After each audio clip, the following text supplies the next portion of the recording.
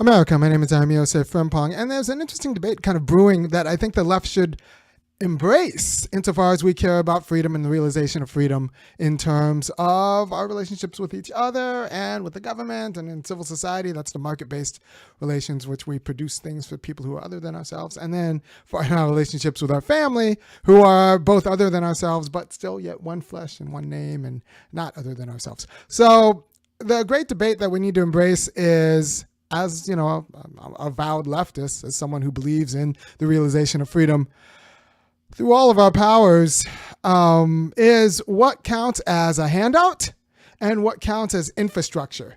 When we think of infrastructure, we think of roads and schools and water, but depending on who you talk to, those could all, be considered handouts by the government. You should be able to, you don't need USPS. You should be able to just, if you can't afford to buy UPS or FedEx or some private entity to carry your mail from point A to point B, then you just need to work harder, tighten up, and pull yourself up, and then you could afford a letter, right?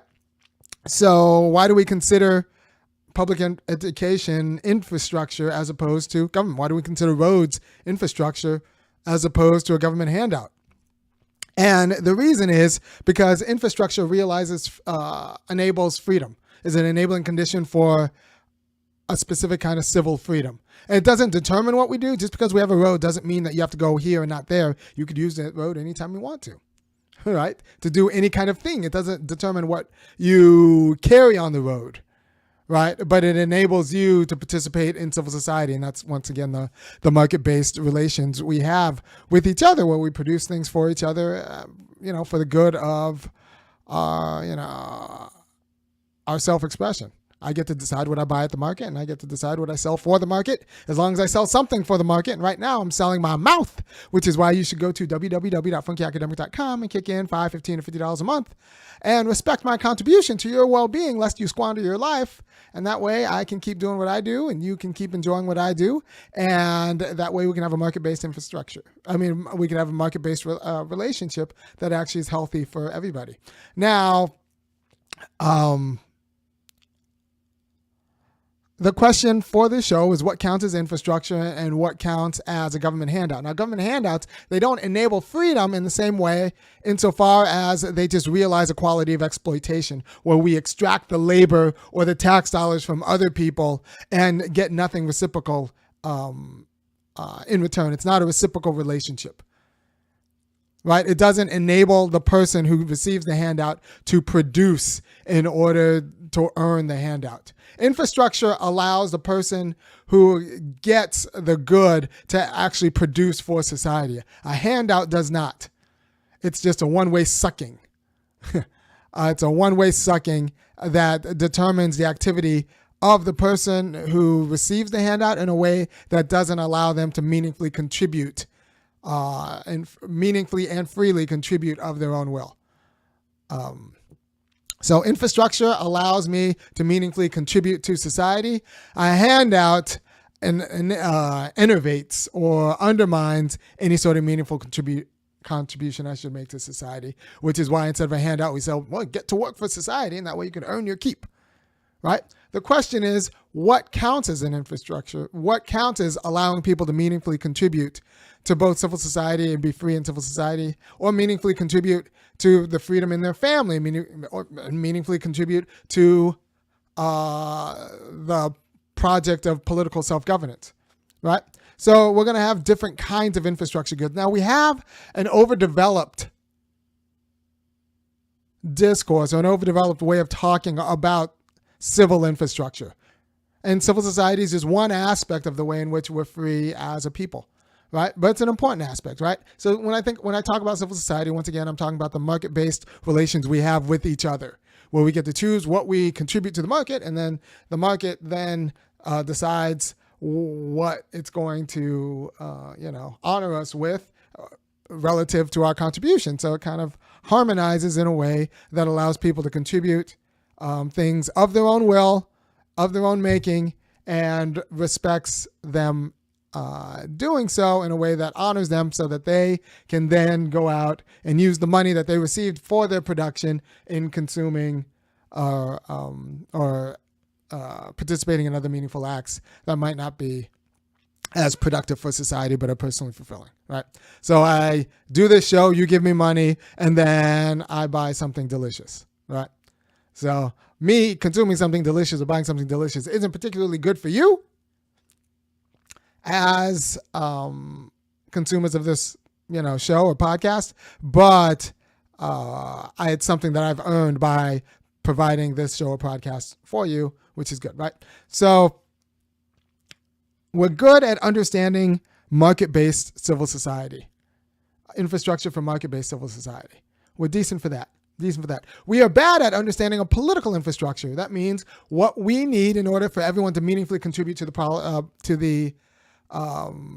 project of self-governance. Now, our political infrastructure requires quite a few things. For example, a media that tells you about all the candidates and a way for candidates to actually contest. Like, we have a political infrastructure that's so undermined that it's not so bad as like Iraq 2004, where Saddam Hussein won by like 99% of the votes. But when you think about decrepit political infrastructure, you think about practically what it means to unseat Nancy Pelosi or James Clyburn. Nancy Pelosi in San Francisco, Jim Clyburn in South Carolina. It's practically impossible. It's easier to get rid of Saddam Hussein, right? So the political infrastructure we would need to actually have a deliberative democracy would actually have Nancy Pelosi have to take primary debates. She's been the congressperson since '87. She got the seat because she was a Democratic fundraiser and the incumbent died, and so they just gave it to the richest woman in town, who had the biggest house and had the nice party. Now it's Pelosi, and since then she's been denying debates. She does not debate primary challengers. Part of the democratic infrastructure, part of the infrastructure to have a political infrastructure, to have a self-governing society, would be to force Nancy Pelosi to debate her opponents. And so that allows us to deliberate on who we want to refer to us. Mamdani doesn't win without debating Cuomo. Alexandria Ocasio-Cortez does not win without debating Cromley. Right? James Clyburn doesn't have to debate. That shows a weakness in our democratic infrastructure. Debates actually enable an infrastructure good for the democratic process and the democratic project, which is why I think they should be constitutionally mandated, or at least in the code, because I think political parties should be regulated. Because they provide privileged access to the ballot, so they should be regulated like a public utility. And part of having a political party would be you have to have internal debates, lest the leaders of the party end up having a asymmetric privilege over the voters in the rank and file, and they will give you a Jim Clyburn or Nancy Pelosi, and there's no practical way to get around it. Like I said, our infrastructure with respect to politics is so weak that it was easier to get rid of Saddam Hussein than it is to get rid of Nancy Pelosi or Jim Clyburn. What does that mean? Well, we need to have the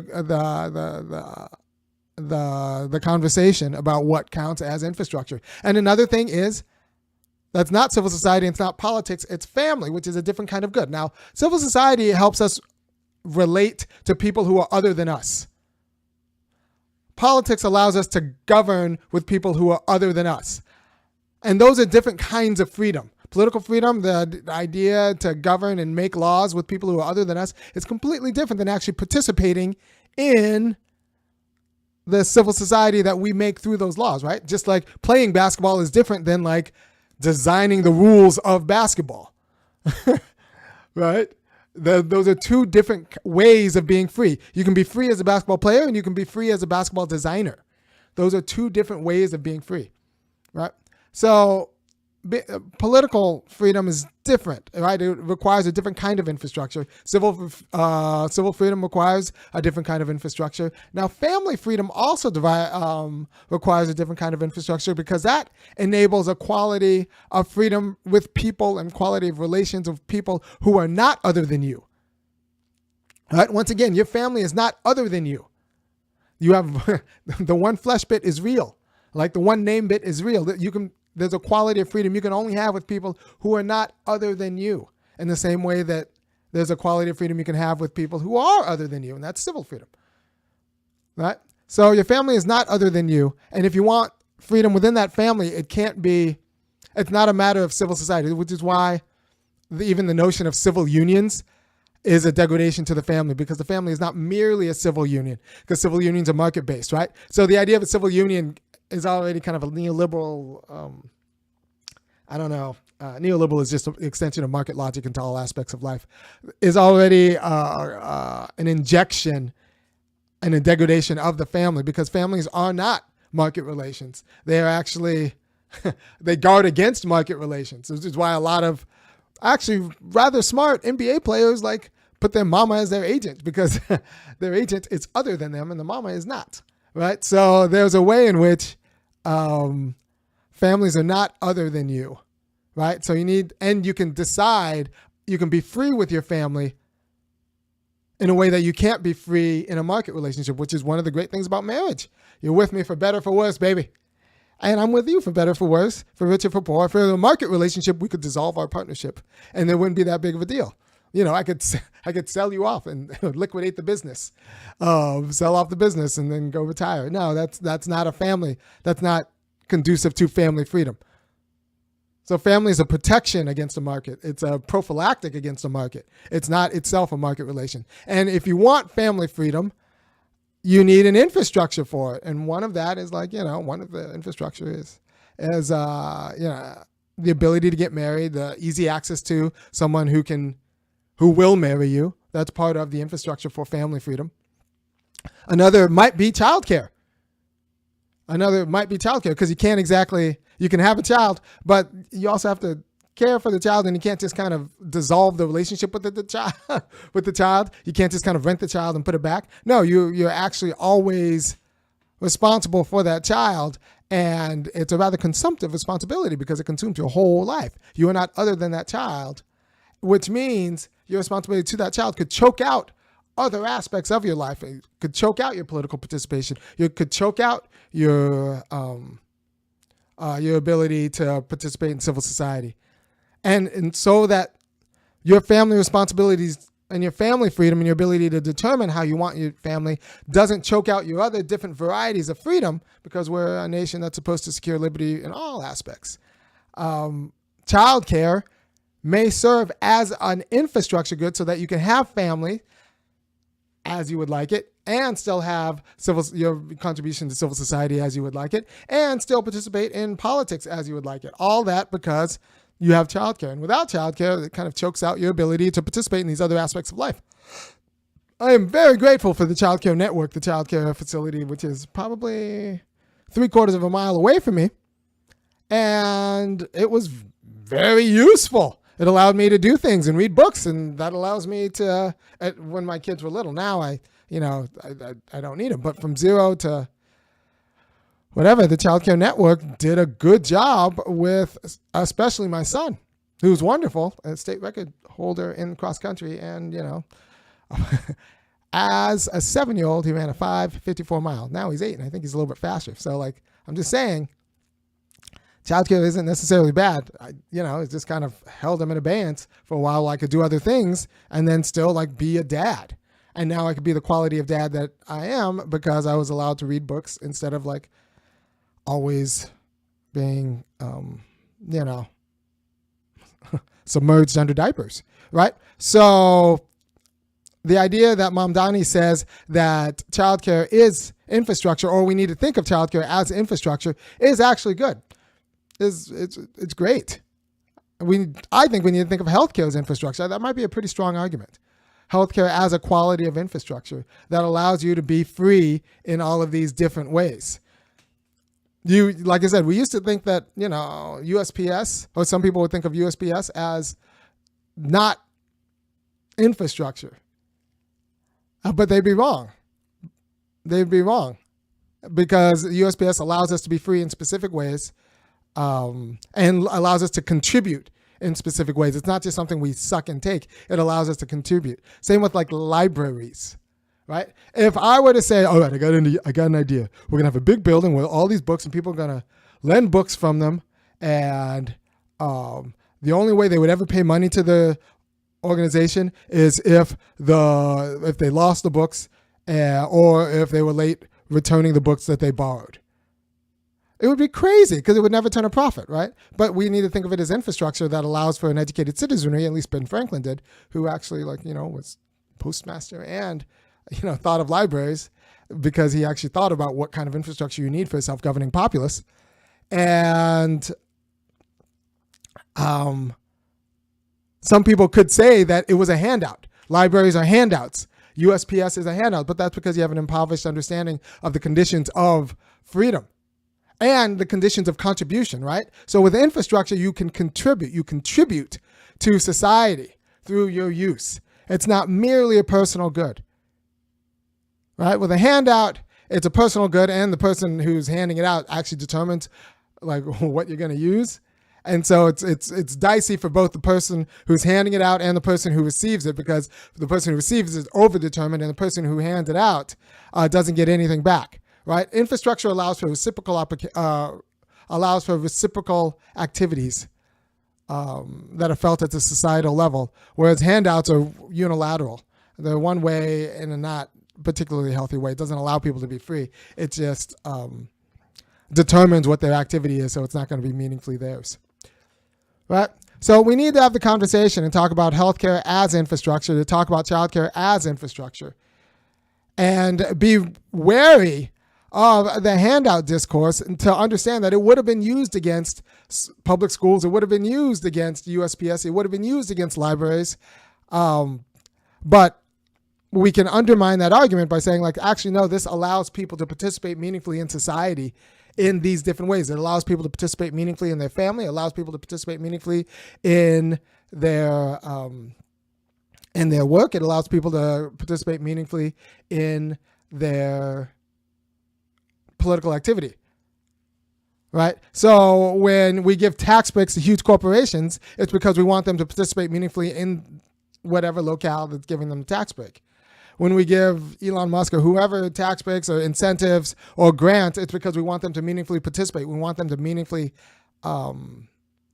participate, either civically or politically or in terms of family in society, for society, right? So we need a quality of discourse that actually discusses infrastructure in terms of enabling people to participate in society in a reciprocal relationship. And a handout is unilateral. That just kind of anesthetizes people, right? So if you think childcare allows you to meaningfully participate in society, and you can make the argument that childcare allows you to meaningfully participate in society, then yeah, you need to argue for childcare as infrastructure, which I think you should. Not a handout, as infrastructure.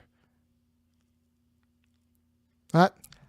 Thank you for your time, and I will talk to you at another time. Now, by the way, hit the like button, and if you appreciate what I'm saying, which I think you should, go to www.funkyacademic.com and kick in $5, $15, and $50, because I'm not convinced other people are making this argument at least as cleverly as I am. And if you want to hear me make this quality of argument, you need to, appreciate my participating in civil society, and go to www.funkyacademic.com and kick in $5, $15, and $50, or you can find me on Patreon and kick in there. Right? So we need to talk about these goods as infrastructure, how they allow meaningful reciprocal activity, right? They allow meaningful reciprocal activity. Now they allow, it's going to look different whether you're talking about what the reciprocal activity that the infrastructure goods allow in politics. They allow, for example, if we think about debates as part of political and cultural infrastructure, and a media environment as political and cultural infrastructure, then it allows voters to actually participate more meaningfully in the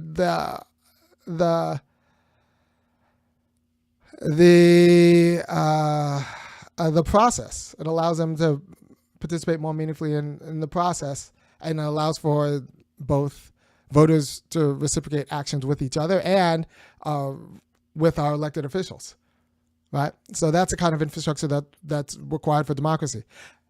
we're good on civil infrastructure. We understand roads and water that allow our market to move. And then family infrastructure allows us to participate in families and realize freedom in our families in a way. And that is not possible without that thing. So, for example, I think that we should get vouchers for housekeeping. Vouchers for housekeeping, right? Because I want housekeepers to be paid. And I don't think they should be necessarily privileges for the rich. I think I'd be okay. Just like 50%. Doesn't have to be everything. But I think we should get vouchers for housekeeping. Someone comes, a team of professionals comes to your place for, once a week and does what the rich, what happens at office places and what the rich people get. And you get, like, for example, 2 hours of their time, which still incentivizes you to do something. Like, not just leave it a mess, because you only get like 2 hours of their time, but the professionals, they'll do it efficiently, and you get a voucher for it, so you only pay a nominal amount. That's not, then the rest is kicked in by taxing the wealthy. Because that would allow you to meaningfully reciprocate in life, because you're not, busy, vacuuming. Let the professionals do it, and you don't have to worry about like, and they bring in industrial goods and people. Everything's a skill. Yes. So that is. These are my ideas. How we should think of infrastructure. Infrastructure realizes freedom. Infrastructure enables reciprocal activity, meaningful activity, and handouts are unilateral that actually undermine meaningful activity and undermine reciprocal activity. And having Mustard says my idea that housekeeping virtues would force people to value housework. Well, it would make sure that house cleaners got paid. They got paid like a real wage. They would get paid the same as sanitation workers in office buildings, because it's not really clear why sanitation workers in office buildings, like, we understand why that's important, but like we don't understand why it's important at home, or like why one is appropriate to hire someone, but it's not appropriate to hire someone in your house. And if it is appropriate to hire someone in your house, we need to talk about what it means to actually enable people to actually do it. So these are just conversations we should have. I think the left should shift the handout discourse to infrastructure and the enabling conditions of reciprocal activity. All the meaningful things you get to do now that we live in a nation with a functioning infrastructure that you wouldn't get to do if we lived in a nation without a functional infrastructure. Right? And just think about how we could increase that infrastructure that will overall increase the quality of meaningful goods and services like produced in this nation. And not just in civil society, but the quality of we'll have more meaningful families. Just think about if we had housing, house cleaning as a right. If we had housing value, just think about how many marriages would be less stressed. Right? Just think about, like, there are a lot of things that that'd be positive externalities. Someone says pay homemakers. I'm a little bit, pay professionals. Pay professionals. I'm not a UBI guy. I don't think we should just pay people for staying home. I want to pay people for being active. So pay professional teams of well-paid professionals, like going from house to house, doing the job for 2 hours a shot. I'm not. I think we need to find better, like, easier ways for people to make money. I'm a fan of housework. I think people should. What if we pay stay-at-home mothers for homeschooling? Well, okay, so about that, that's what Tooth Bear says. What if we pay stay-at-home mothers for schooling? I think I could solve a lot of issues with schooling and public schooling if we paid parents for the test. Right now, all the debates are always about whether we tie teachers' test scores to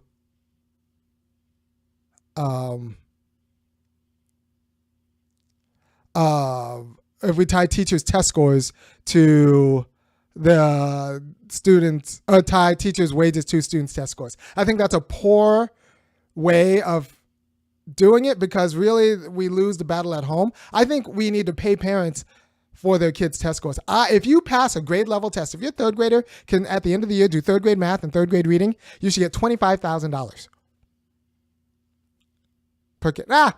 You know what? $25,000 if they can enter kindergarten being able to count and recognize phonics. If they enter that first day, they can do that, $25,000. Every year after that, $10,000. $10,000 if your kid passes the year test for proficiency. Not necessarily distinguished or excellence, just proficiency. If they can do third grade math at the end of third grade, $10,000. And so what that does is incentivizes parents to not take that extra shift at work, but to, go home and read to their kids, right? So you're paying the right people because we lose this at home. We lose this at home. Of course you would like that, Prof. Your kids are brilliant. Yeah, I also spend a lot of time with my kids, but I also see that other parents just don't know how to invest with their kids. They don't know. They think that schools do the work, but really we lose this at home. AW says $25,000 at 3rd, 8th, and 12th grade. Yeah, I would be okay with that. I think it's $10,000 per family, per kid, per year. So and that just incentive. But then Spencer said that's a neat idea, but then you run into the problem of kids with one parent. Well, you know what? One, we shouldn't have so many single parent kids. Two, it would force that parent to prioritize their kids. It's not as if I like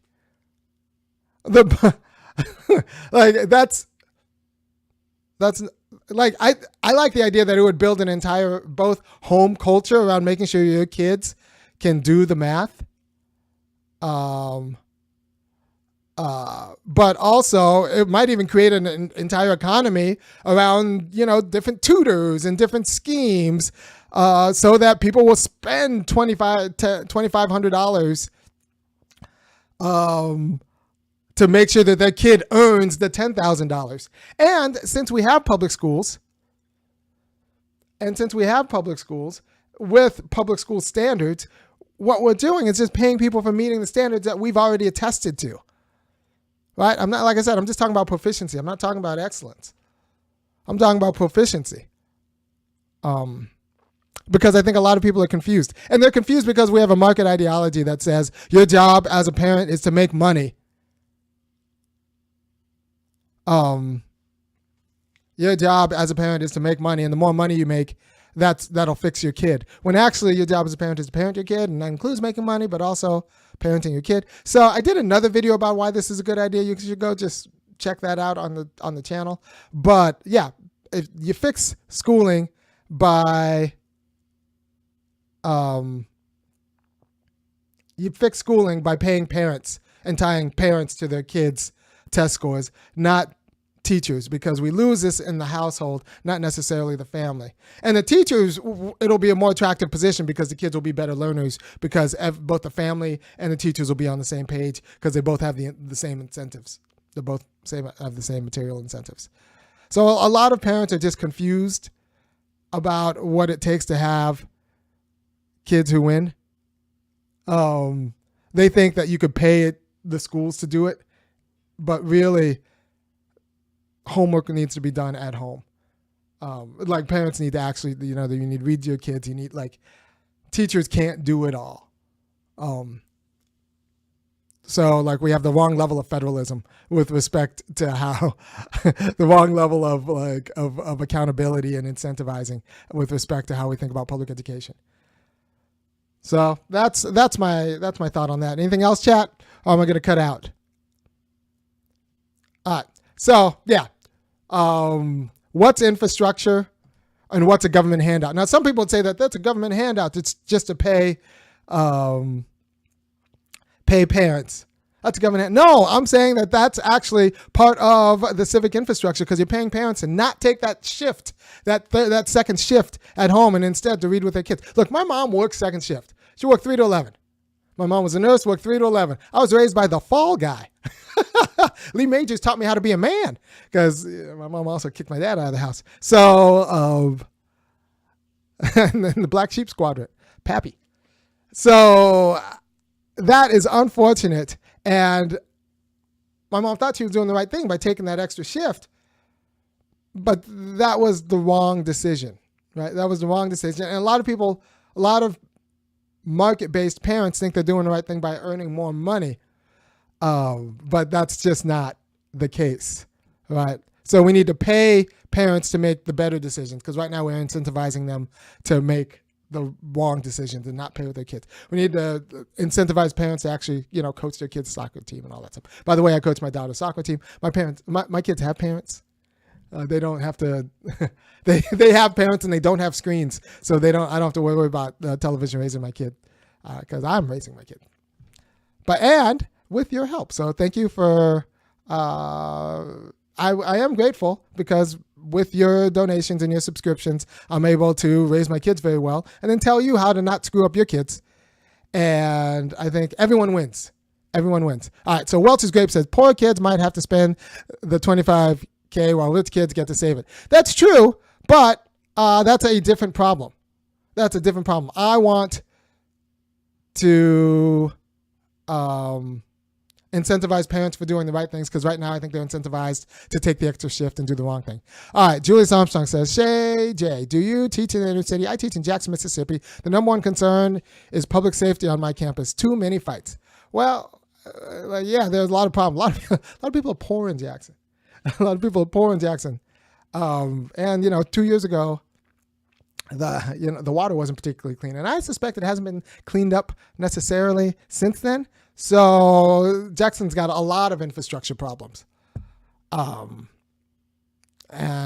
that, I think, probably that's a fodder for a different show. But thank you, chat. Thank you, people. If you appreciate what I'm doing, send this out. Share this on your social media. I should have more views. But I'm not very entertaining. I'm trying to do deep work, not necessarily the most entertaining work. I try to do deep work, but I really don't want you to squander your life.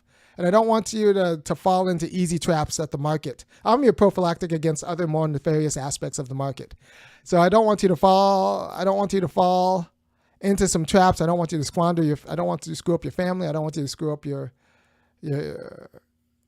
politics. I'm okay with you screwing up your job because maybe you do dirty work, but I just don't want you to squander your life. And so I'm trying to tell you the things that other people, what you should have learned in school, but they're worried about losing their jobs. So thank you for your time, and I am cutting out. Peace.